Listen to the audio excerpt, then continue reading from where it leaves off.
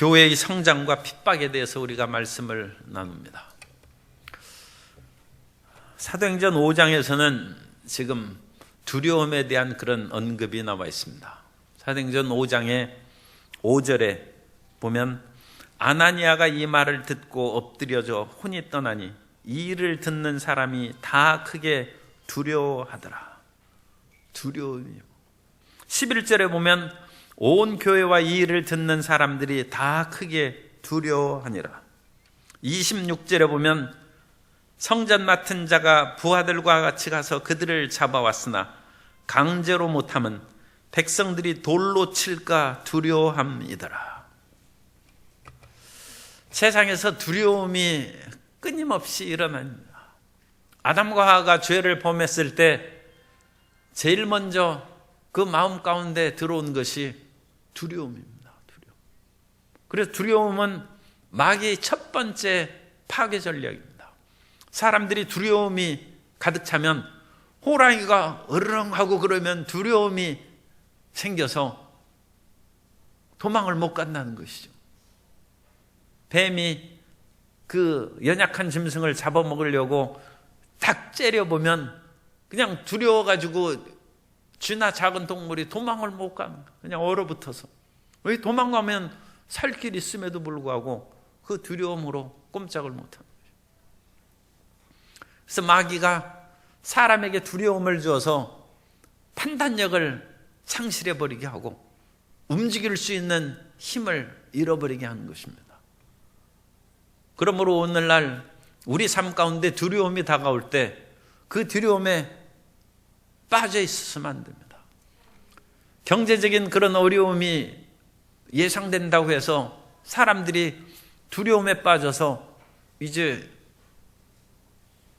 환율도 갑자기 오르고 주식도 폭락하고 그러니까 이거 큰일 나는 거 아닌가? 이민 가야 되는 것이 아닌가? 돈 있는 사람은 또 금을 사들여 가지고 금값이 확 올랐다고 그러는데 지금 내다 파는 것이 좋습니다. 오를 때 팔아야죠. 그런데 이 금덩어리가 있어야 이제 파는데 사람이 두려움을 가지면 판단력을 상실합니다. 그러나 우리는 두려우며 사는 것이 아니라 하나님을 믿음으로 사는 것입니다. 세상은 아담이 하와가 타락했을 때부터 오늘날까지 끊임없는 두려움으로 사람들이 고통을 당하는 것입니다. 그러나 예수님을 믿는 사람은 어떤 일이 있어도 우리에게는 그리스도 예수 안에서 영원한 천국이 있고 우리는 죽어도 사는 사람들입니다. 그러므로 절대 두려워하면 안 됩니다. 그야말로 내일 지구가 쪼개지는 심판이 다가와도 우리는 두려워하면 안 돼요. 우리 옆에 계신 분에게 절대로 두려워하지 맙시다. 믿음으로 삽시다. 두려워하지 말고 믿음으로 살아야 되는 것입니다. 교회가 성장함으로써 이제 많은 사람들이 들어와서 신앙생활을 하는데 그 중에는 가짜가 생겼어요. 그래서 아나니아와 삽비라가 거짓으로 일을 행했기 때문에 죽고 말았습니다. 어떤 사람은 이제 온전한 믿음을 가지면 자기 소유가 없이 모든 것을 다 바치고 사도들 앞에 내놨으니까 이거 모든 재산을 상실하는 것이 아닌가 그렇게 생각을 하고 또 오늘날에도 그 괌에 있는 사람들이나 일부 이단들은 당신이 믿음을 온전하게 갖기 위해서는 재산을 바치라고 얘기하는데 성경 잘못 읽은 것입니다. 성경에 보면 재산을 자기가 가지고 있다가 필요한 때 파는 거예요. 그러니까 재산을 필요하지도 않은데 다 바치고 그런 것이 성경을 잘못 읽은 것입니다.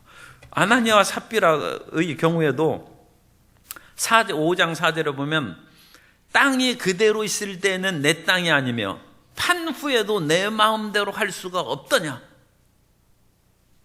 판 후에도 아나니아와 삽비라 자기 것이고 팔기 전에도 소유권이 아나니아에게 있어요. 그런데 이단들은 소유권을 바치라고 그것은 성경을 잘못 가르치는 것이고 그것은 탐욕의 이단들이 사람들을 기만하는 것입니다. 초대교회 때 많은 사람들이 교회를 위하여 자기가 헌신하고 그것을 다 많은 가난한 사람들에게 구제하는데 썼다는 얘기지, 소유권은 그렇게 해가지고 다 바치고 그래가지고 그것은 실질적으로 가난한 사람한테 쓰지도 않고 그런 이단 교주가 그걸 움켜줘서 재산만 불리고, 그거 잘못된 것입니다. 그러면 아나니아와 삽비라가 어찌해서 죽었는가? 그것은 거짓을 행했기 때문입니다. 그래서 부풀어 오르는 그런 그 교회 성장에 거짓이 들어오면 거짓으로 인하여 교회가 침몰하는 것이죠. 그렇기 때문에 하나님께서 이 거짓된 아나니아와 삽비라를 주님께서 심판하신 것입니다. 적은 누룩이 온 덩이에 퍼진다고 성경에 말씀합니다. 고린도전서 5장 5절 이하에 보면 이런 자를 사탄에게 내주었으니, 여기서 이런 자는 음행한 자입니다. 그래서 이 당시 사람들에게 많이 유혹하는 것이 그와 같이 거짓을 행하거나 음행하는 그 방탕한 것인데, 이는 육신은 멸하고 영은 주 예수의 날에 구원을 받게 하려 함이라. 너희가 자랑하는 것이 옳지 못하도다. 옳지 아니하도다. 적은 누룩이 온 덩어리에 퍼지는 것을 알지 못하느냐. 너희는 누룩 없는 자인데 새 덩어리가 되기 위하여 묵은 누룩을 내버리라. 우리의 유월절 양 곧 그리스도께서 희생되셨느니라. 그래서 적은 거짓이 들어오면 온 덩이를 거짓으로 부풀리는 것입니다. 오늘날 한국교회에서 사소한 거짓을 행한 사람들을 효과적으로 징계를 못했어요. 그래가지고 이 교회 전체가 그것으로 인하여 비난을 받는 것입니다. 일부 어떤 사람들은 일본에 대해서 왜 충성을 안 하느냐고 하는 사람이 일으켰는데, 그런 사람들이 올바르게 교회에서 징계를 받고 제거가 안 되니까 모든 교인들이 이게 다 친일파인가 싶은 그런 의심을 받고, 올바른 역사의식을 가지지 못한 크리스찬인가, 그런 식으로 함께 공격을 당할 수 있는 것입니다.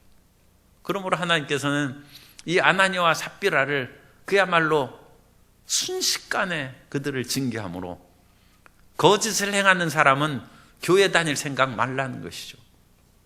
참 이 대단한 하나님의 그런 초대교회의 그런 심판입니다. 그래서 11절에 보면 온 교회와 이 일을 듣는 사람들이 다 크게 두려워하니라. 이제 거짓으로 교회 나갔다가는 죽는다는 두려움이 다가오고, 또 믿는 사람들은 끊임없이 우리는 육신의 정욕과 안목의 정욕과 이생의 자랑의 유혹을 받습니다.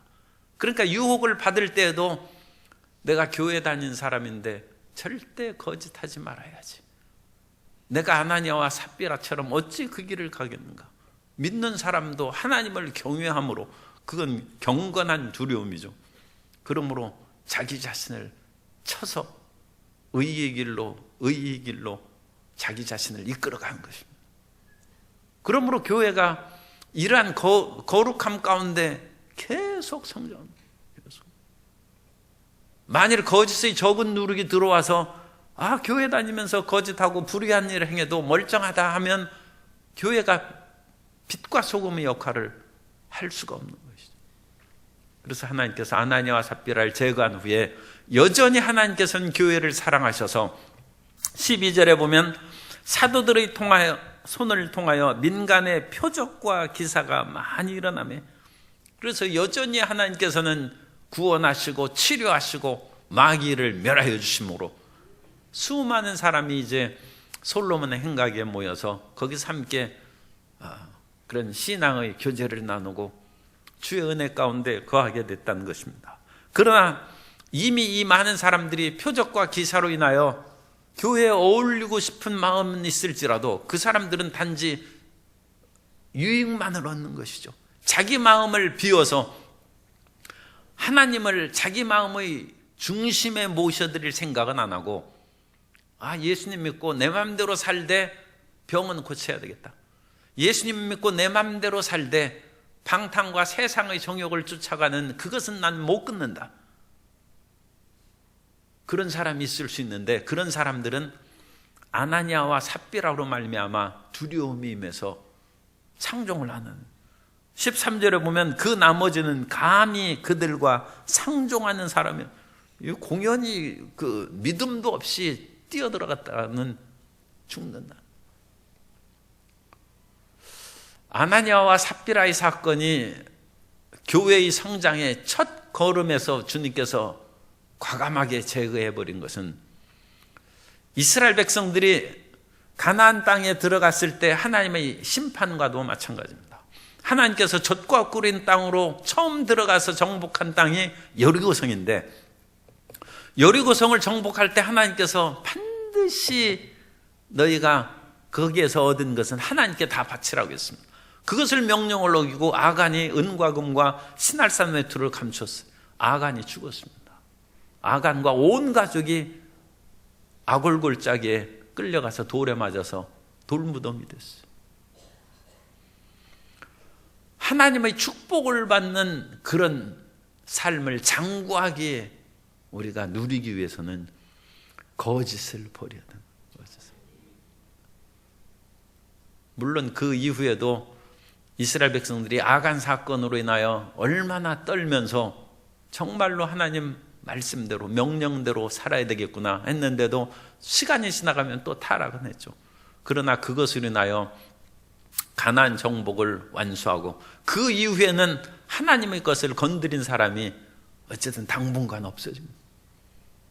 초대교회 이후에도 사람들이 유혹을 받고 타락하는 이후 사람들이 교회에 어찌 안 들어왔겠습니까? 가라지가 있기 마련이죠. 그러나 처음 세울 때는 틀림없이 하나님께서 세워주셔서 어긋남이 없도록 주님께서 지켜준 것입니다.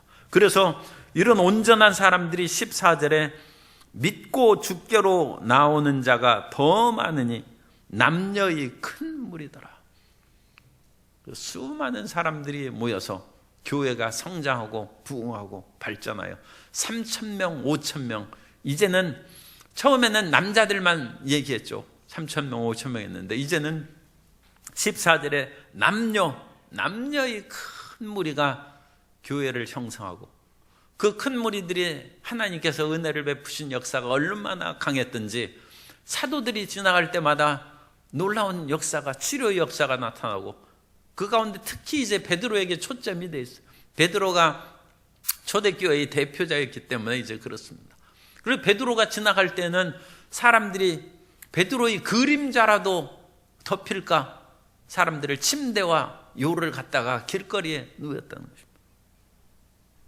하나님 여기서 덮인다는 것은 그 성령께서 우리를 품어주고 덮을 때 그와 같은 단어를 여기에서 똑같이 쓰고 있습니다. 그러므로 성령의 임재하심으로 말미암아 그런 치료의 역사가 나타났다는 것을 알 수가 있습니다.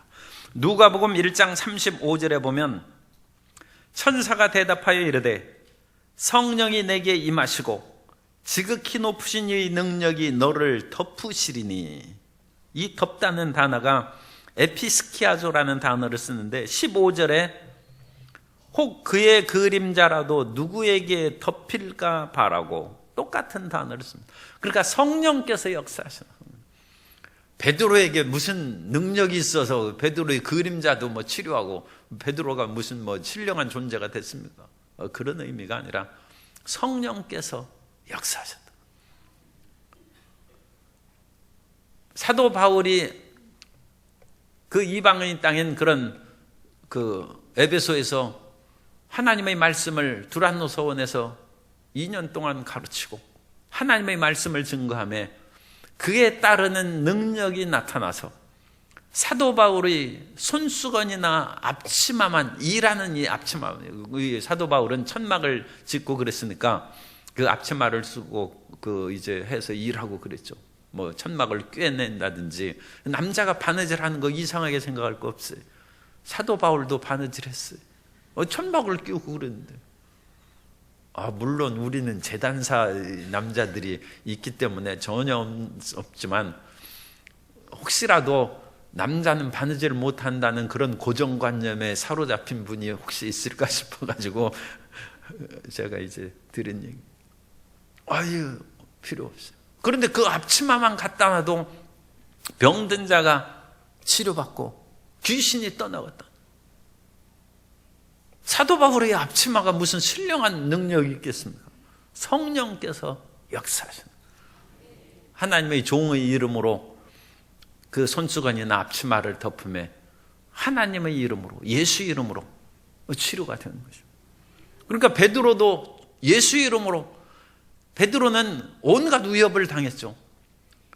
그 대제사장들과 유대의 당국자들이 예수 이름으로 증언하지 말라고 했어요. 예수 이름으로 그 성전 미문에서 걷지 못하는 사람을 치료하자. 앞으로는 절대로 예수 이름으로 이런 일을 하지 말라고 했을 때 베드로와 요한이 얘기합니다. 우리가 하나님 앞에서 너희 말을 듣는 것이 옳겠느냐, 하나님 말씀을 듣는 것이 옳겠느냐.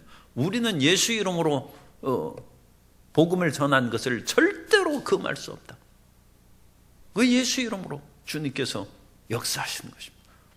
그러므로 예수 이름으로 살아가고 지나가는 베드로의 그림자로서 주님께서 치료 역사를 베풀어 주셨다. 그러니까 믿음을 가진 사람에게 하나님께서 역사하는 것이죠. 12해 동안 혈루증을 앓던 여인이 믿음으로 예수님의 옷자락을 잡으며 옷이 무슨 힘이 있어요. 그러나 믿음으로 내가 옷자락이라도 잡으면 주님께서 나를 긍휼히 여기실 것이다. 그러므로 주님께서 치료하신 것이죠. 우리는 두려워하지 말고 믿음으로 살아야 돼. 두려움은 마귀의 그런 책략입니다. 그리고 두려워하지 않는 그런 것을 떠나면 거짓으로 그 마음을 부패시킴으로써 그 공동체가 파멸된다. 두려워하는 집단은 쓰러지는 것이죠. 이 나라와 민족이 어떠한 일이 있어서 두려워하면 안 돼요. 북한에 미사일을 쏘고 두려워도 옛날부터 쐈어요. 두려워할 거 없어요. 아니, 이것이 또 국방 관계자들한테 얘기하면 또 저런 무지막지한 얘기를 어찌하나. 그런데 지금 이제 우리 믿음을 강조하기 위해서 그런 거예요. 아무것도 두려워할 거 없어요. 그러니까 앞에 벼락이 떨어져도 두려워할 거 없어요. 벼락도 맞을 사람만 맞고, 그리고 또 그렇게 맞아서 죽으면 천국 가면 되는 것이지 뭐 신경 쓸 거 없어요. 인명이 그때 다 끝난 것을 어떡하겠어요. 그런데 거짓으로 인하여 사람들을 이제는 부패시키는 거예요. 그러니까 하나님께서 빼신받은 그 백성을 그 마귀가 어찌 침몰시키겠습니까? 그런데 그 사람 속에 거짓이 들어오면 그 심판받는. 그래서 사람의 마음속에 거짓으로 해서 마귀가 가고, 그 다음에 이제 6장에 가면 사탄의 세 번째 책략이 또 나옵니다. 그런데 그것은 6장 가서 이제 보고, 이 사탄도 여러 가지 방법으로 끊임없이 성장하는 교회를 그 성장 못하게 하고 믿는 사람들을 위기에 빠뜨리려고 이제 그런 것입니다. 그러나 일단 우리는 지금 두 가지 아는 것이죠. 두려워하면 안 되고, 마귀가 두려움으로 우리를 압도하려고 합니다. 거짓으로 사람들을 그렇게 잘못에 빠뜨리려고 하는데, 그런 것을 떨쳐버리면 교회도 성장하고 우리 삶도 성장하고 부흥하는 것입니다. 두려워하는 가정은 성장할 수 없어요. 두려워하는 아이가 제대로 먹고 마시고 성장할 수 있겠습니까? 우리는 두려워하지도 말고, 또 거짓을 행하는 사람은 마치 병충해가 들린 것 같아요. 그래서 이 병충해가 들린 과수원에서 벌레를 잡아줘야죠. 우리 마음 가운데 거짓이 자라나면 우리가 온전한 영적 성장을 할 수 없습니다. 이 거짓을 뽑아버려야 돼요. 그래서 우리가 거짓을 뽑아버리고 정직하고 진실하게 살아가면 영적 성장이 이루어지는 것입니다. 그래서 믿음의 성장과 진보가 이루어지지 않고, 내가 예수님을 믿는데 처음에는 믿음이 성장하다가 그 이후에는 믿음이 멈췄다. 하나님께서 아마 나는 이 정도로 그냥 사용하시는가 보다, 그렇게 생각하지 마시고, 우리는 어디까지 성장해야 됩니까? 그리스도의 장성한 분량에 이를 때까지 끊임없이 성장해야 됩니다. 그래서 나는 10년, 30년 믿었는데 이제 성장할 만큼 성장했어. 그건 마귀의 거짓 속임입니다. 우리는 주님의 그런 영적 단계까지 끊임없이 성장해야 되는데, 그 성장이 안 되는 것은 우리 마음 가운데 거짓이 들어오고 마음이 부패했기 때문입니다. 그래서 우리 마음 가운데 거짓의 그런 병충해, 그 흑암의 세력을 뽑아버려요. 그래서 우리는 치료받고 주님 나라 갈 때까지 끊임없이 성장하는 성도 여러분 되시기를 예수님 이름으로 축원합니다. 그래서 믿음은 계속 성장하는 것이고, 영적인 능력도 계속 성장하는 것이고, 우리가 됐다고 하는 마음 안 됩니다. 선줄로 생각하면 넘어질까 된 것이 어디 있습니까? 우리가 스스로를 살펴봐도 완벽하지 않은 그런 하나님의 자녀인데 믿음이 이 정도로 됐다는 그런 생각을 하면 안 됩니다. 계속 성장해야 됩니다. 그래서 16절에 보면 예루살렘 부근의 수많은 사람들도 모여서, 이제 예루살렘뿐만 아니라 예루살렘 부근이라고 했어요. 우리가 사도행전 1장 8절에 있는 것처럼 성령이 임하시면 너희가 권능을 받고 예루살렘과 온 유대는 예루살렘 주변이 이제 유대 땅입니다. 그러니까 부근까지 지금 수많은 사람들이 모이고, 더 나아가서 이제는 사마리아에 복음 전도하는 일이 나오겠죠. 그러니까 예루살렘과 오늘 이 말씀을 통해서는 온 유대의 복음이 전파되는 것이고, 8장에 가면 이제 빌립 집사를 통하여 사마리아 사람이 구원을 받고, 그죠? 그래서 성경의 사도행전 1장 8절이 성취되는 것입니다. 예루살렘과 온 유대와 사마리아와, 그 다음에 사도 바울을 통하여 땅끝까지, 터키와 그리스 온 지역으로 복음이 전파되므로 땅끝까지 전파되는 명확한 구도가 나타나요.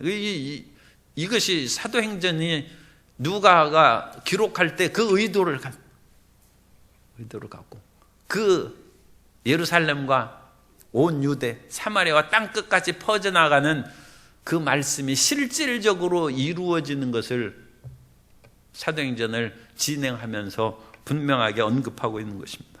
그래서 이것이 수많은 사람들이 나와서 귀신들이 나가고 병자가 치료받습니다. 그런데 17절부터 26절까지는 하나님을 두려워하지 아니하고 사람들을 두려워하는 사람이 권력을 잡았어요. 그게 인생의 비극이죠. 그래서 17절에 대제사장들과 그와 함께 있는 사람, 즉 사두개인의 당파가 다 마음에 시기가 가득하여. 종교의 지도자는 누굽니까? 그 당시 종교적 지도자는 대제사장들과 사두개인들이에요. 이 사두개파 사람들이 종교적인 실권을 잡았습니다. 이 당시 예수님이 태어나시기 그 전에 시리아 북쪽에 있는 그런 그 사람들이 예루살렘을 정복하고 어려움에 빠졌어요. 그래서 그 사람들을 쫓아내고 성전을 정결하게 한 것이 수전절입니다.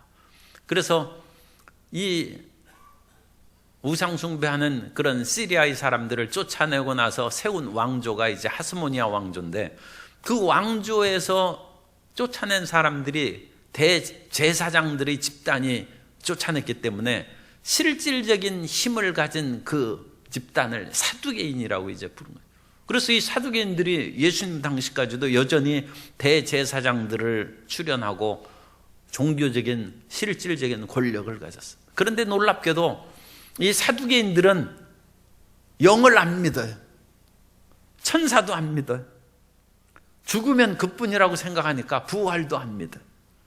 그래서 이 사두개 사람들은 영적인 그런 것에 둔감하고 무감각한 사람입니다.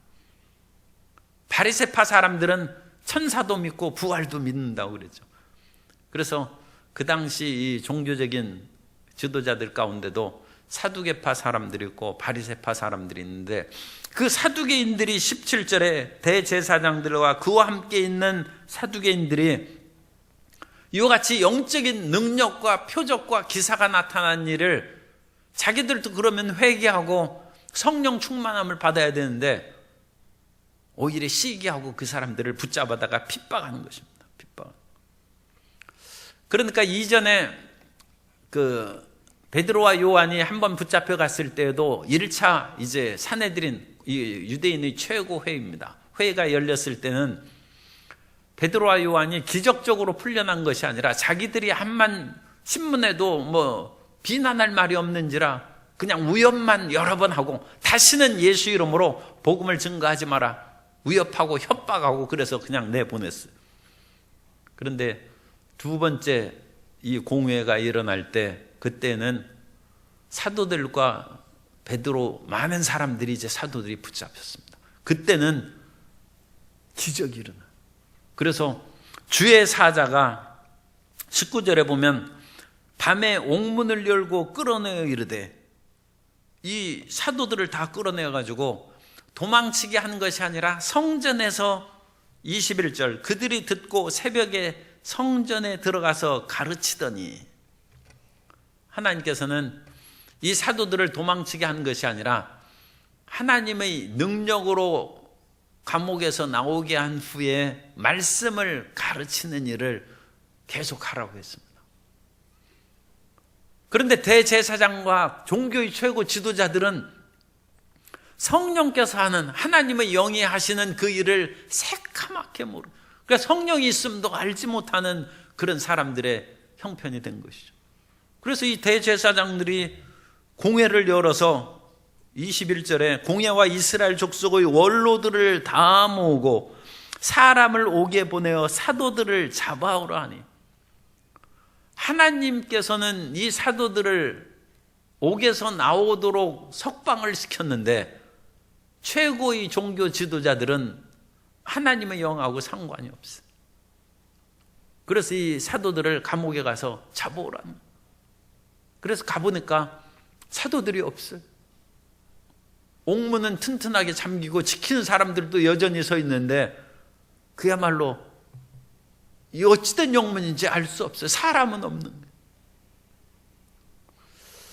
육의 종교적인 사람과 육적인 종교적인 신앙생활을 하는 사람과 영의 사람의 그런 차별을 여기서 분명히 말씀하고 있습니다.